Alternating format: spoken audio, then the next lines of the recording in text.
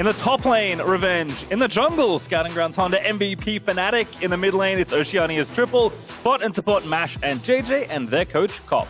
And selecting the red side, it's Immortals Academy. In the top lane, you've got Alarim, Potluck in the jungle, Insanity on mid, Apollo on bot, his support is Gate, and their coach is Coogs. Now, Fnatic will be a familiar name to anyone who tuned into the Honda Scouting Grounds after an impressive performance. He was not only picked up by FlyQuest, but was named the Honda MVP of Scouting Grounds.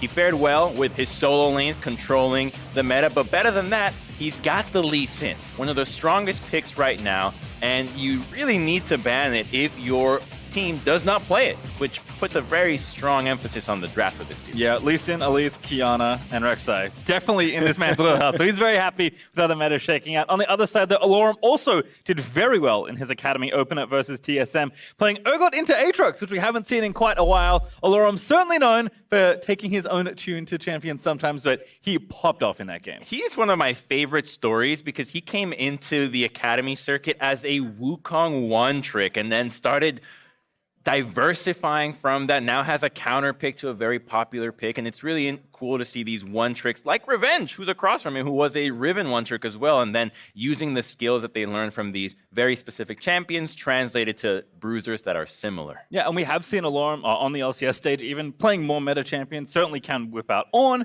which is about the only tank being played these days in the top lane, but you know that man on your screen, Revenge, is wanting to get aggressive, especially with his new jungler in Fnatic, and try and punish his top lane opponent. So very curious to see how Alarum and Potluck, who's also new, back into Academy this split, kind of navigate that 2v2. He was a coach. He was in the coaching staff for Golden Guardian, so really trying to diversify his resume, knowing the ins and outs and what it's being like to be a coach, to being a player. And if he was to go back to coaching, he'd be able to give the players exactly what he wants because he now has the experience of being that player. I also kind of like we'll call it the throwback 2v2 in the bot lane. We have Apollo and Gate, of course, mainstays of the LCS for a very long time and have now been in Academy for a split or two. And JJ also up and down through Academy and LCS, but Mash is a name that people have not seen in a very, very long time. It's a really interesting fact that this is a player that has still been grinding away despite not being in times in Academy or even LCS. Always looking to make it back, and that kind of drive you have to respect. He finally got another chance here, and with a team that's looking to be one of the strongest Academy teams, you might look at Mash making a new run at his career. It's funny that you mentioned that, yes, there are a number of Oceanic imports coming from the OPL I'm playing, especially in Academy. Triple on FlyQuest Academy is one of them. Mash kind of as well. Not technically, obviously, he is American, I believe, but he was last seen in OPL playing professionally. 2.5 years ago was his last NA game. So he's been in the scene, he's been playing amateur whenever he can. He's been trying to grind games wherever he can find them. And apparently he gave Oceania I didn't know he had a stint over there. That's really cool by him. That really just shows that he's just willing to take the experience wherever he can get it. And again, I think for all of the teams across Academy, and this is something we'll talk about for our next games as well, it's so different now with the number of imports, with how many different players got shuffled around. I guess with the exception of Dignitas, who just decided to take every eligible former LCS player and jam them into a very strong-looking roster. I think there's a really good mix of veterancy, experience, and up-and-coming players, and imports, which is something that Academy hasn't really had before. And up-and-coming coaching staff as well. A lot of teams are using Academy as a training grounds for their coaches. How well can they manage an entire roster? You have Rainover over in Cloud9 as well, trying to figure out how can he fit into a coaching lineup, which makes me think that a lot of these teams are going to take cues from their more developed partners in their LCS squads. And a team like FlyQuest, I expect to be really interested in Riven top. Revenge can play it the same way that Viper can. It's a tool that FlyQuest will have available. It's up to them to use it if Revenge is ready and willing. I actually thought about that yesterday watching FlyQuest LCS game with Viper on Aatrox. I'm like, you have to have a good training partner because Revenge loves that pick. He's played it all the time, even last split when he came partway through for FlyQuest. So certainly I think those are two, again, very talented players, known for their Rivens, known for their mechanics and their lane dominance. And a lot of teams do think about their Academy team as like, how can we also give our main team the best training, whether it's a full-on 5v5 where maybe we point to something like Dignitas and that's potentially what they're looking for, or just sometimes picking a laner because you think they're a good matchup for, say, your top laner or your mid laner. True. Or somebody that's going to be good enough to develop the academy players themselves. Like I think 100 Thieves now has another team below the academy that they're going to be trying out against the academy team. So a lot of integration between all three levels, below academy and above it, to just make the entire ecosystem well-rounded, which should give more opportunities to players to compete wherever they want. Certainly seen just in general with imports, with scouting grounds, lots of talent filtering up into the system. I think across the 100 players in both leagues, not one or the other, lots of talent to potentially pull from. The talent is there, although the results have not gotten there yet. It's only week 1, Crumbs! No, I know it's only week 1, but I want to see some of these guys make it all the way to the LCS. We don't have that many players that actually go from academy to the LCS to international results. So to see that trajectory would only solidify how strong this circuit will become. All right, well, we're going to get ourselves into game number 1, FlyQuest versus IMT. Some curious matchups. I guess we'll start with JJ's Blitzcrank or anything else. We did actually see this also again on the FlyQuest side from Ignar. It's very easy to do the prep that way. Just prep whatever your main LCS team does, and chances are you did a pretty good homework. How do you not know that it's Ignar stealing JJ's homework and not the other way around? Well, I'm going to say it's Ignar, because JJ did not bust out Blitzcrank all season long until Ignar showed up. Well, kind of looking across the comps as well. I think top lane, we kind of expected it to be exciting if FLYA was willing to take something a little more aggressive. No On this time around has opted for the Pantheon as his counterpick into the Aatrox. So again, I'm expecting a lot of activity from Fnatic and Potluck, particularly towards that top side. Yeah, when you got the mixture of magic damage from Elise, you want to be going to lanes that are physical damage. So not a lot of play around triple, but mostly with Revenge and then mash with JJ. Blitzcrank hook into Elise or Cocoon into Blitzcrank. Crazy combo, gets you away from the Tahm Kench, which is a really good answer to Tahm Kench. He's not going to be able to devour somebody if he's an entire Blitz hook away. Well, looks like Potluck is going to start on the blue buff here. Has help from Apollo and Gate. That's then a Tahm Kench lane we've certainly seen quite a lot of across the weekend between LCS and Academy.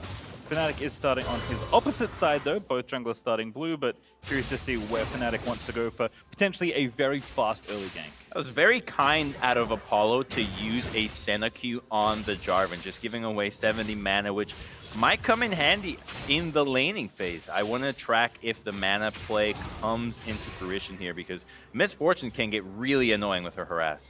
Certainly can. I think the other question is checking on if Aphelios' status as a ban was left open this game, but MASH deciding to go for the Misfortune instead. I think between Aphelios, Senna, and MF, these are the bot laners we've been primarily seeing, but for the most part, at least for LCS games this past weekend, we saw a lot more Senna plus Aphelios. This time, MASH wanting something a bit more aggressive alongside the Ignite Blitzcrank of JJ. He didn't want to read the tooltips of Aphelios. Just too much reading. Too much, man. Just give me Misfortune. Press R to win. All right, well, mid lane Triple seems to be in a spot of bother. This is a champion he's absolutely known for, was pretty famous for his control mages, at least locally in the OPL. Azir, one of the champions he has a number of games on, but so far Victor seems to be winning out the early stages as Fnatic looking bot lane once again. I've seen this before. Apollo going to be the target, looking for it. They go for Gate instead. They're going to try and turn it back around. The stun lands. Good flash throw from Gate. I think if they committed, they might have got it, but Devour, I think, a little too on their minds. That's a really tricky play from FlyQuest, because whoever you cocoon is probably not going to die, and if you go for the Senna, she's gonna be able to just get devoured, and she wasn't level 3 for the little getaway fog, so I forgot the name of that. I like getaway fog. Getaway fog's great. We'll ship it. To be fair, some cooldowns and some mana traded for 2 sums is pretty good, and here comes the regank diving down the bottom side. TP in as well. Tower tanked up. That's first blood. Fnatic get a nab it again. Triple down here, but here's Aloran. They actually stun Fnatic under the tower into the gravity field. He may go. He goes over, flashes out. Apollo gonna be the next target. FlyQuest, so well coordinated. Absolutely make that dive work. An excellent heads-up play out of them, telling the mid laner that we might need your teleport here. We're gonna go for a play, knowing that the heal was down, and Fnatic very intelligently saves his repel long enough for Blitzcrank to get another hook and then get a kill in. Let's see how they juggle the aggro here, because that's the biggest thing here. It's starts off with the Blitz, who has Aftershock proc, so he's going to be really tanky, takes the final shot that he could, and then here it's just Senna getting a little bit, distracted. It looked like the hook wasn't going to hit, but her gun's really big. It's part of the hitbox. And there's a lot of stuff on screen. Like, I think Apollo was focused on killing the diving Elise, but very well played by FlyQuest as JJ plucks Apollo out of the air for a second kill. And they're up early, about 500 gold or so. And again, we expected Fnatic to get aggressive. Once again, he pots down to the bottom half of the map. And this time they convert the regank very cleanly. Well, something that Immortals has going on for them is that Potluck is significantly ahead when it comes to farm over Fnatic, but this jungle meta right now is really difficult to understand how a jungler is ahead or behind. Seems like the camps don't necessarily translate to the experience lead that it used to, so he's gonna be the same level, but whatever level he is, his game plan is the same. You gotta farm, man, or gank, you're playing Jarvan. Potluck, sorry, has snuck in here, but now finally on a ward. Fnatic, in the meantime, knows he's safe on this control ward, so gonna go for it again here. No flash on either Apollo or Gate. See if JJ can line it up once more. Gonna be a 3v3 this time, grabs it. Stun gonna follow up there, Devour is good. Into the Black Mist goes Apollo as well, but they are gonna chase here, Repel not in range. So this time the gank will not be successful for Fly. That just shows that even at a relatively long range, the Tom Kent will save you from Blitzcrank. Alorum seemingly a single spear away from killing Revenge, but Revenge, I think, knows the limits in the matchup, is gonna stay with a potion ticking. Flash in, that looks to be a kill. Alorum gonna grab it, Revenge gets very greedy, but the tower will mean the trade. Really good from Revenge to actually throw that W out right before dying, knowing that that would be the only way to trade back against Alorum. And that's what happens when your Elise is camping bottom lane. She's not devoting any time to dealing with the lane bully that is Pantheon. Well, small CS lead there for Alorum. Has already TP'd though, which I think maybe is part of the reason. Revenge though gonna walk back. And looks like save his TP for a potential play on this first Drake as Fnatic is clearing out this side of the river. They already have control thanks to the early visits in bottom lane. Now let's watch this 1v1 again. As you said, Revenge just snuck the chain in here. So you can tell he wants to go for the all-in because he's got the full stacks of the Pantheon passive going, which is really the only time that Pantheon goes really aggro. He gets a crazy steroid on all his abilities. Good calculation though from Revenge. Nice catch there, Crumbs, as that chain was basically exactly enough to get the trade. It would have been really bad if he didn't get that one. Perhaps something else is happening here in the top side. Potluck is taking the enemy Gromp. That does mean the first Drake over to FlyQuest Academy. The first Infernal, not bad, but in general the early Drakes, not the most valuable. It's 4%. Right? It's such a small number of increased damage when you're only at Doran's Blades when you're a Misfortune, or not even at Doran's Ring when you're a Azir. So it'll be a while for this dragon to pan out, and we're not going to get 3 of them. So it's just going to be a tiny little You only get one. It's going to be one Ocean here as well as the next one, but Blue Buff still here for FlyQuest as Triple able to grab that. Seems like the map is split fairly in 2. Potluck though already level 6. The Fnatic actually only level 4. I can't imagine he's very far away from dinging 5, but you can see the pretty stark difference in playstyles here. And I want to see that difference in playstyle translate to a counter gank. They know that the focus has been on bottom lane, and now you've got a Pantheon who's having a swell time in the top lane. He can use his ultimate to go anywhere else. Chain it with the Jarvan. Go for a dive into the bottom lane, a dive anywhere else. You're going to get results because you can outnumber somebody before FlyQuest can respond. Sanity back in with a Hex Score upgrade. It's just going to clear out the waves. Triple also taking what looks like his first recall since the TP bottom lane. Gets almost a Nash's Tooth finished. Both the Codex and the Stinger now completed. Just so safe for Azir to play at this stage. He can just drop a few soldiers, clear the wave. No one's going to try to dive him as long as he plays far back. So he's going to maintain pressure, which holds Insanity back as well, who's just wave clearing. So much of it comes down to playing around the side lanes while avoiding the mid lane. So it makes these times in which ganks are happening a lot more spaced out because you're just not making anything happen in the mid lane. So you have to go from one corner of the map to the other. Also, what feels like a very early swap here for FlyQuest, moving their duo lane up to the top lane. So that to me signals something like Rift Herald. I think the next objective they want to take with the Drake down, but Triple may be in trouble here. Potluck just off to your street. Ooh, now out of there. Where'd he go? Oh, back to the jungle. Taking too long. I feel like he's just gonna be so, unless he goes in, he should not die. You have your ultimate to get people out, you've got Flash, you've got your shifting sands to go anywhere on the map.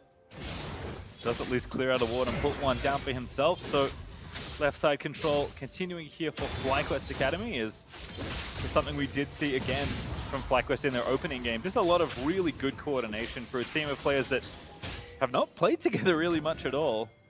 It's the same score as a start, too. 3-1 was how they opened up their first game of the split with a very strong level 1. And with the chance Very different scenario. Yeah, yes. different scenario, same score, just seeing the similarities between the matches. And the similarity here is now they're going for a Rift Herald swap. A play that a lot of teams have forgotten to make that 10-minute Rift Herald swap, but one that FlyQuest will look for nonetheless.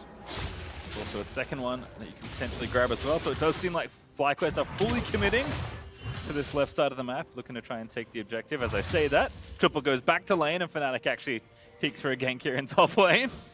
Jarvan has more farm than Senna, by the way. That's quite a lot. Good hook, lands on the gate. Silence gonna land from the Blitzcrank ultimate. Here comes Potluck in finally. TP's going in. Fnatic though able to take down gate. And that TP coming in, IMTA gonna back off the play. They're being so safe with every play. Make sure that somebody teleports in when FlyQuest goes for it, which makes it so much harder for Immortals to try to respond to anything that FlyQuest is throwing at them, and it's going to yield them the Rift Herald. Really good stuff from FlyQuest, especially when they're balancing out the teleports one at a time. They can go for another play, and it'll be Triple responding instead. Yep, they knew Triple had Insanity stuck under the turret. Prio there from Azir, so again, continued clean gameplay here from FlyQuest. It really was, to me, in their CLG game, that the team fights felt like the most impressive looking thing. Lots of good individual things to start and end team fights, but for now, this has been a pretty smooth laning phase for FlyQuest. We're at 11.5 minutes in. They've taken the first Drake, they've taken the first Herald, looking at almost 1,500 gold ahead in the early game. Another thing that has been really standard for FlyQuest, they've only ganked bottom lane. Immortals has to wake up and realize that the ganks are coming in only one direction, where Blitz Misfortune is. So they need to get ready and respond adequately. I think Alorim is the guy to go for. A Grand Skyfall will turn the tides of any fight if you get the right numbers there. I feel like in some ways it's Triple's job to gank top lane. If Fnatic's just going bot, just shove the wave, come top, help me out. As Triple is actually top, shoving against Alorim, who's trying to get sneaky in this bit of brush.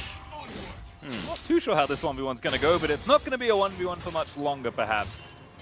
Potluck is going to force Triple to back off a little bit. Alorim with a good chunk of damage as he leaps out of the shrubbery. Yeah, this is not the lane assignment FlyQuest wants. You got to get the Azir back into the mid lane here.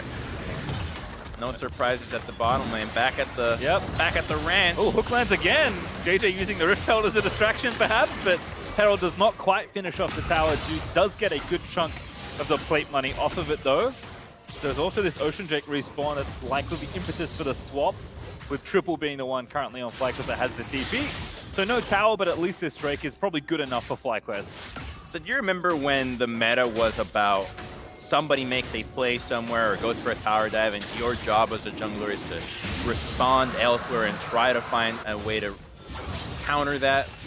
I think that right now things have shifted to the point where you just need to be involved in that original play in the first place. You can't just go ahead and look for a counter because there's just too much rewards available from each gank. And so if you let one or a few go through, if the enemy plays safe in the top side, you're always going to be disadvantaged. So I need to see Potluck follow Fnatic and not look to just mirror and trade a worthless objective for a turret. I think part of the issue is how FlyQuest have played this early game.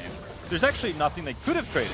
So they took the first Drake before Rift Herald spawned, then they swapped over, took the Herald, then walked back down and took the Drake and used the Herald to take the bot tower. So I kind of agree with you in that, like, there's lots of early activity because, again, jungle XP is something that there's just not nearly as much of. But I think FlyQuest do deserve a lot of credit for engineering a situation where IMTA have very few good choices. Absolutely. They're doing a really good job, I think, because Fnatic is not showing on the map. A lot of his pathing is within his own jungle, outside of the vision that Immortals has laid out. And it's not the greatest vision, but you can see it here on the mini-map that there is just control wards on the entrances of the river, nowhere else. So they have no idea, oh, thank you, what Fnatic is up to. Except they know that he's just only showing up in the bottom. Yeah, that's about as good as it gets. As you can see, the Rift has transformed. It will be Mountain Soul this go around, but kind of like the idea of JJ hiding behind the extra bit of rock that have spawned throughout. Look at Alorum, he's here. This is real battle. Time to run. JJ popping the overdrive and getting out of there. Looks like FLYA is happy to play with their solos in the side for now. And with 3 minutes on that Dragon, they don't really need to look for anything. They can play it slow, build the CS lead with the side lanes, and then just get the hooks with Elise. Right? You can always group up at any point and go for that play, and it's gonna catch out anybody. So it's a death sentence with every hook. I think they should just rename every hook champion's hook a death sentence. Same with Nautilus, same with Blitz. You die if you get hit. Well, I do like that FLYA kind of doing what you said and continuing to slowly creep their vision forward and clear out vision. Most importantly, again, behind the rock we go. Oh, he goes around it. Potluck able to juke down. Does escape the wrath of the Blitzcrank hook. But red buff steal, not going to be so lucky. FlyQuest finally starting to push themselves further into enemy territory. Immortals can't contest. Mash is already here. And yes, Senna has a global ultimate, but she is slow as heck. She cannot just participate and run across the map. She'll just only shoot her ultimate. Well, IMT trying to stay groups here. Top lane though, that's where the action is. Alorum going to get shielded up by said ulti. But I think the dive is just forthcoming at this point. Needs the last Q from Fnatic. Does land it. Here's Gate and Potluck, and I think that's a mistake. Does get the flag and drag through. Now Mash caught out on the left-hand side of the fight, but Gate looking to go down. Mash forced a flash. Kind of awkward now for FlyQuest between a few turrets, but they'll walk back towards their teammates. Oh, they can still get this, though. They smell blood in the water. Triple is here and very healthy. Yeah, Revenge clearing out the wave. There's actually no minions anywhere to be seen as the next wave pushes in towards IMT's turret. But it looks like FlyQuest not wanting to go for any extra aggression. Will just take the kill they got and get out. That could have been really messy if they wanted to go for that. I was hoping they would go for it, right? You can have the Blitzcrank hook, and this is them just utilizing that pressure into the red buff and lack of vision to catch out the top lane. Right? There was no way that Alorum saw them there. The only time he saw Blitzcrank and Elite was entering the red side from below. And this is a complete surprise for Immortals, which makes the collapse that much tougher for them. They have no idea who they're supposed to collapse on. Yep, Fnatic kind of the weak one, but has plenty of teammates to use as cover. FlyQuest get the kill and get out. 45 seconds now until the first Mountain Drake will spawn. IMT currently the first in the area with the vision, but FlyQuest still ahead of the objectives, know where they want to be. They actually are on top, looking for Rift Herald number 2. This is one of the other changes that happened here in Rise of the Elements.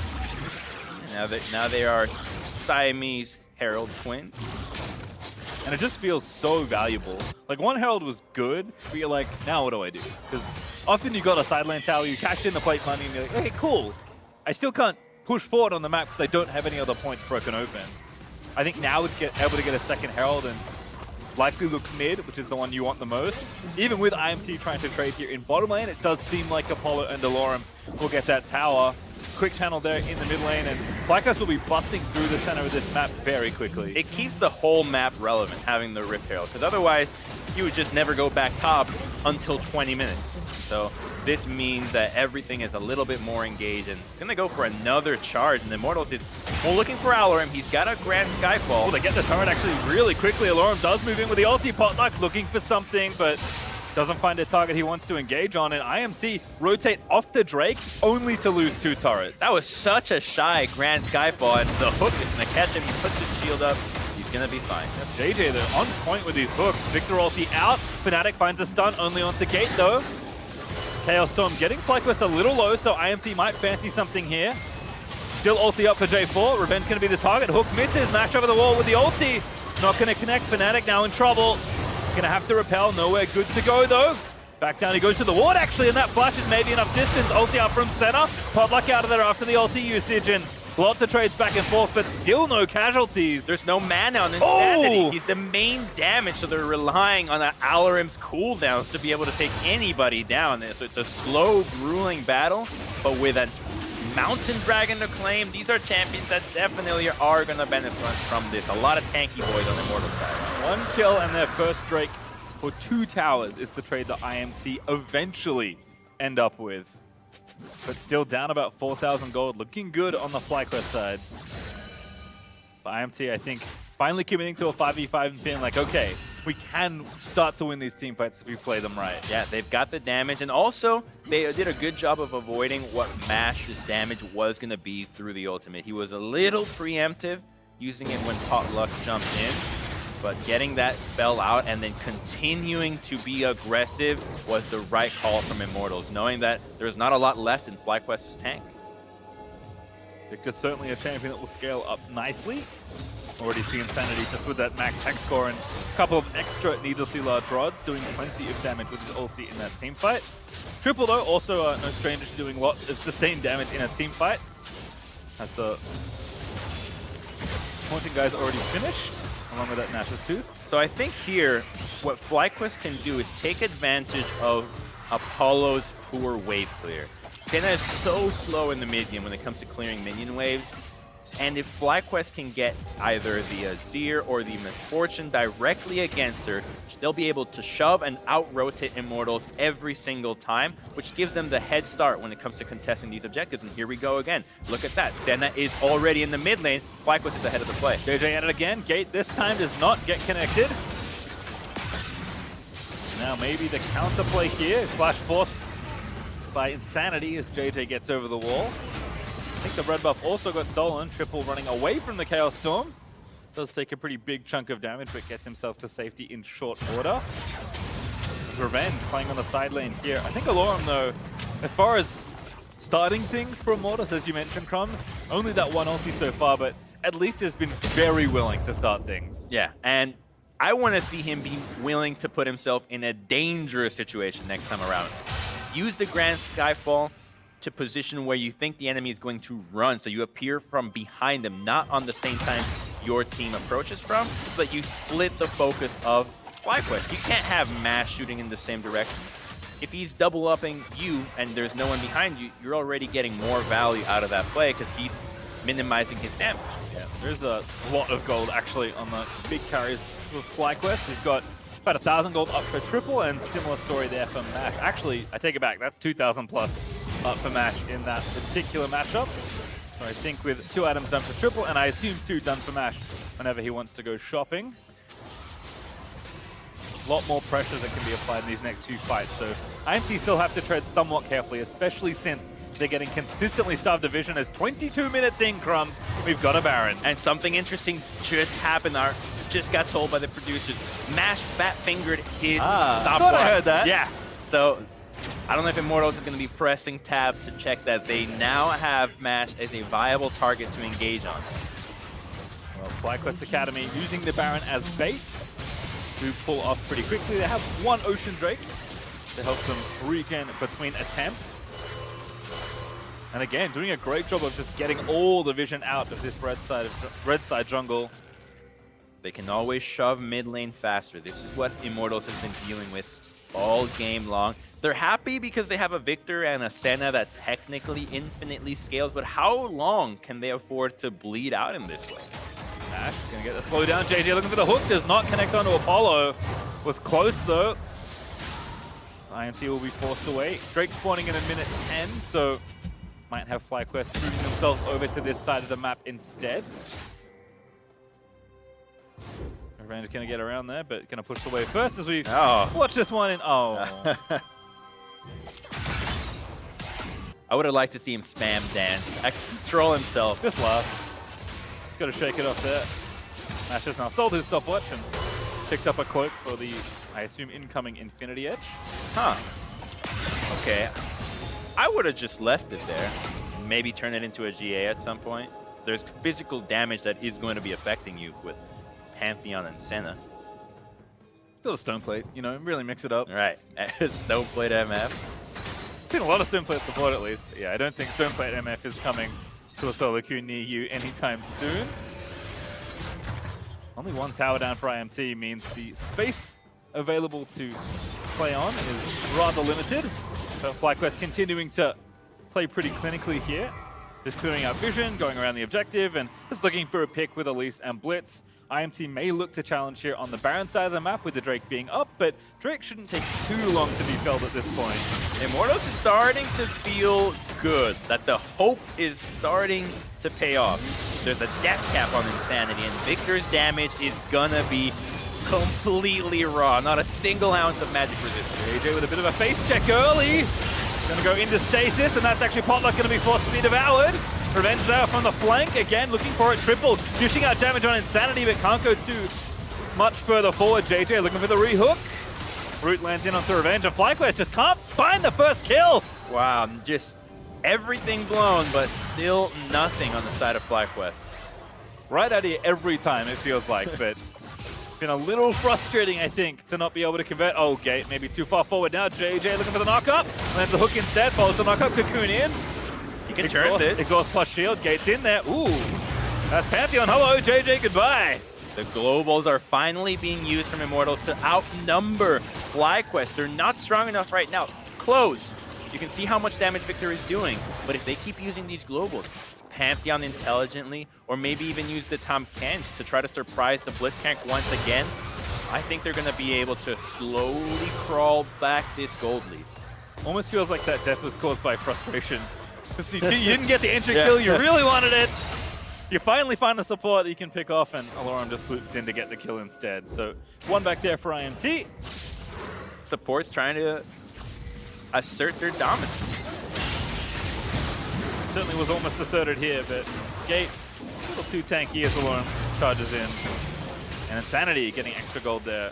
It is harder to tell when Pantheon is coming in than before, when he had the entire circle, so you kind of knew how to position yourself. Now it's just that giant shield wave. Ooh, very quick engage here from Potluck onto Mash. Flash out from Mash. At least we'll get the Summoner spell forced out, but I like the attempt from IMT. It's nice to finally see them getting a bit more proactive. So that's actually a great play from Potluck, because Dragon's coming up in less than 3 minutes. You're gonna have to fight.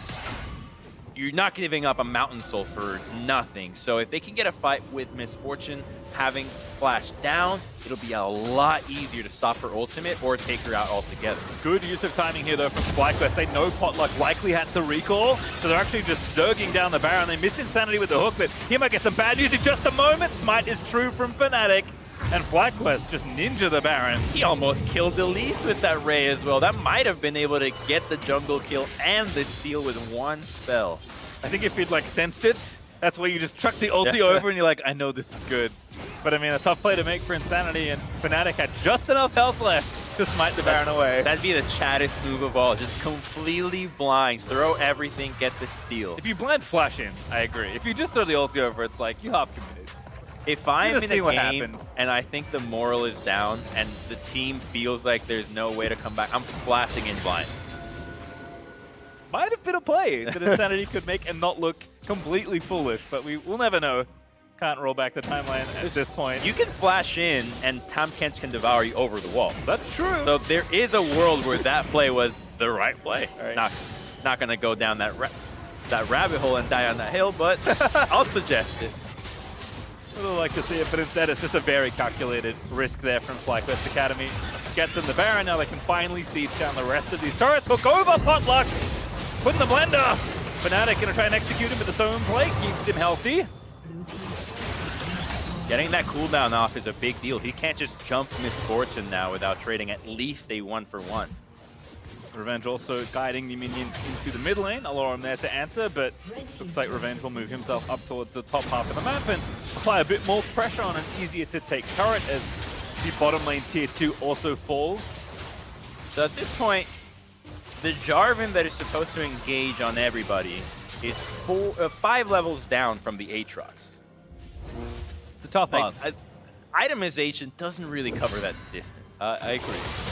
You can track freaks out there somewhere, I'm sure. You can calculate the gold there for you of those levels and items. But yes, it's a significant difference, to say the least.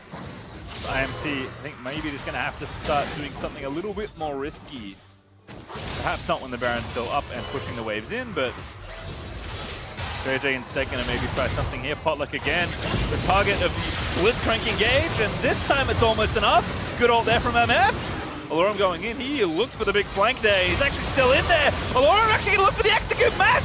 Does get shut down. What a play from the Pantheon. Insanity doesn't get out revenge, continuing to cut down members of Immortals, and unfortunately it was too little, too late on that play as the rest of FlyQuest sweep in for 3. It's a valiant effort to at least go for it when they're not knocking at your Nexus. So I totally love that Immortals actually goes for it, wants to give it a shot instead of just bleeding out slowly. This shows that they're willing to put their lives on the line when the game seems lost, and that's something that we can't say for every single team. I think if Insanity had been able to position it a bit differently, it's quite like desperation play to try and stop the base from falling, but doesn't seem like it'll happen. Instead, it's FlyQuest going to knock down another Nexus for this week, because I believe between them might be 4-0 for the Org. Not a bad way to open week 1 as IMTA is continuing to throw bodies at the problem, but sometimes hard work is not enough, Crumbs. As the Nexus will go down. It's FlyQuest Academy taking the dub. Just at the edge of death was the Azir. I think a few more autos and he was about to go out, but FlyQuest, this organization is clearly doing something right this split because they have not come out swinging this hard before. So all the trees, they're planting Crumbs. Gets Right? that good mental going. They've got a purpose behind their wins. Are they planting trees for the Academy wins as well? You know what? I don't know if they are, but they should be. Now we're holding them to the standard. All right, well, Dribble avoided taking a single death that game with the Nexus going down fast enough, and overall it does feel like the top side of FlyQuest continues to show good form. Fnatic, just such a breath of fresh air in this league. Yeah, he was one of the best junglers in Scouting Grounds. I was really happy to see that he joined FlyQuest, that he found the team that was willing to take a chance with the Scouting Grounds players, because it is no coincidence that you play in Scouting Grounds and you have the drive to go all the way. That is why you qualify. That is, you grind it through basically nothing to try to get to this moment, and delivering is just the only way to continue to climb and get noticed by an LCS team or even be subbed out a few games. Yep, and I think if I think on the scale of 1 to Blabber on aggression, he's definitely not Blabber, because very few players are. In fact, perhaps no other player should be. 8 out of 10 Blabbers? But I think he's clear. He's up there. Okay. He's like, 8 or 9, maybe a 7. Certainly plays with the right amount of aggression, I would say. And he's got the right champion pool right now. Elise, Lee Sin, the Kianas, exactly what you want out of your junglers. Very aggressive, kind of solo queue focused, which is more about messing with the other jungler or really hammering it home on one lane. And that's exactly what he did. Found the Blitzcrank, found the synergy, never stopped going. Won the game through it. Well, we'll have a look at some replays here in the game. No, it's a draft instead. Didn't actually get to check in with the bans. Urgot did unfortunately get stripped away from Alorum. Decided not to give a revisit to that one. Man, but I like it. Mort as well. Kiana Renekton. Lots of your favorite combinations with Elise. Yeah, so we don't know the order at which these were picked, just the entire combo. I believe this is the order as well. Wow. Well, that changes everything. There you go. There it is. See? Elise first pick is the big one. So coming into the season, I heard from a lot of teams, Elise is the pick to play. It's not Lee Sin, it's Elise, because she gives you way more options for those early dives versus the Lee that is a lot more reliant on the setup. Elise is pretty much the only setup you need. So seeing this first pick shows us that FlyQuest is one of the teams that has a better grasp on the meta than most. I mean, Fnatic certainly. If you give him the ability to play Elise, he will play Elise almost 9 games out of 10. He loves that champion. So I think well navigated there for FlyQuest. With Senna and Aphelios in the full, impressive to see them take it over. But we'll have a look at kind of how it all started. We've been talking about Fnatic this whole time. This was the first thing he did to kick it off. And it's very easy. He doesn't have to start with the cocoon. He waits for his teammate, and best of all, you save the repel to get out. You don't need to get fancy. I've seen so many times players try to get creative with the Elise. The combo is the same thing every time. Human into Spider, then get out with repel. Also think that JJ, maybe the unsung hero of this game, combining with Fnatic. It was Thresh in their first game, now Blitzcrank in this one. He's been nailing people with hooks left, right, and center. But we'll have another look at this next replay as Fly do the same thing, but in the top lane. And this was through a pocket of vision that Immortals did not get to scout out. JJ nails the hook, and the combination is just too powerful. He cannot flash out. He is completely CC'd up until the moment where he gets out, and it's too late. Yep, Fnatic able to get in there. Revenge did burn the flash to try and secure the kill. Was not needed, but FlyQuest are able to get the kill, get themselves out, almost even redive for a couple more, it seemed like. Immortals couldn't even collapse onto MASH because they didn't have vision of the tri-bush. They didn't even know that MASH was there. They only saw the bullet time hitting everybody and melting their team. So it was a really odd position for everybody on Immortals to try to respond to the catch on Pantheon. And then a final replay, 3-1 for Fly here in mid lane that leads to the game just truly being opened up. And once again, it's JJ and Fnatic tag teaming for Potluck. This was after he pulled the same Jarvan, got the stone play with the Elise combo, and then goes for him again. Mash didn't have flash, which is what Jarvan had accomplished earlier, but the rest of the team is completely unhinged. Look at Triple. I mean, the guy, no one even looked at him. People didn't even notice he was there.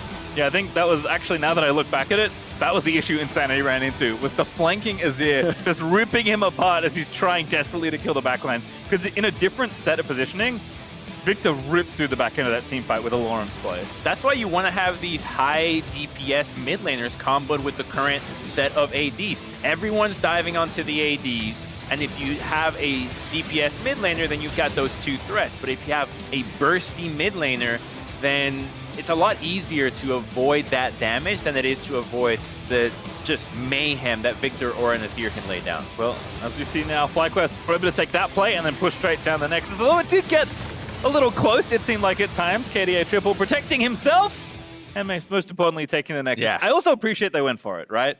There's plenty of teams that would be like, okay, we got enough. We don't have to try and end the game here. But FlyQuest said, no, we can end the game. I like that too, because so many times teams would say, no, just play it. We'll get another Baron and try to end it that way. Like, you don't need to do that anymore. I like the role. Like, yeah, that's exactly how I feel. Yeah. End it now. You don't even need Baron end games now. Yeah, I think you certainly can just get aggressive, and that's what FlyQuest did. We'll be right back with 100 Thieves Academy versus Evil Genius Academy in just a moment. Don't go too far.